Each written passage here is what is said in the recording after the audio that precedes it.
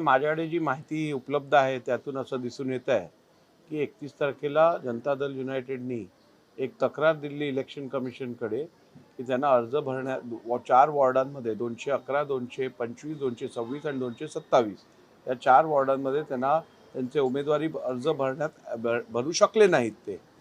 तर त्यानंतर दुसऱ्या दिवशी त्यांनी ती तक्रार मागे घेतली आहे आणि त्यात त्यांनी कारण असं दिलं आहे की आमच्याकडे आलेली माहिती चुकीची होती आणि खरं बघितलं तर 4 पैकी 3 वॉर्डांमध्ये त्यांच्या उमेदवाऱ्या भरल्या गेल्या होत्या.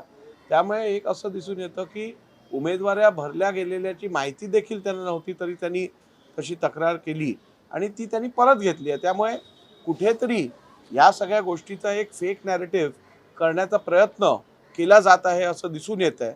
आणि मला वाटतं आता या सगळ्या बाबतीत अधिक न पडता, कारण आता निवडणुका सगळ्या सुरू आहेत, लोकांनी नियमाप्रमाणे आपापले अर्ज भरलेले आहेत, त्यानुसार आता निश्चितपणे लोक निवडणुका लढतील आणि सगळ्यांनी मिळून व्यवस्थित नियमाप्रमाणे डॉक्टर बाबासाहेब आंबेडकरांनी दिलेल्या संविधानाचं पालन करत योग्यरित्या निवडणूक लढूया आणि निर्णय जनतेवरती सोडूया.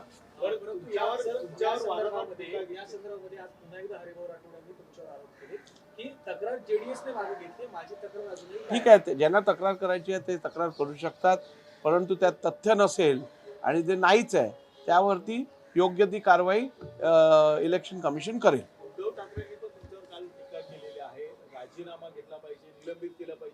उद्धव ठाकरेंच्या केलेल्या टीकांवरती मी लक्ष देत नाही, कारण जुन्या दुखण्या ज्या असतात, जुन्या जखमा ज्या असतात त्या कधी कधी थंडीत अजून दुखून येतात, उजळून येतात, त्यातला हा प्रकार आहे.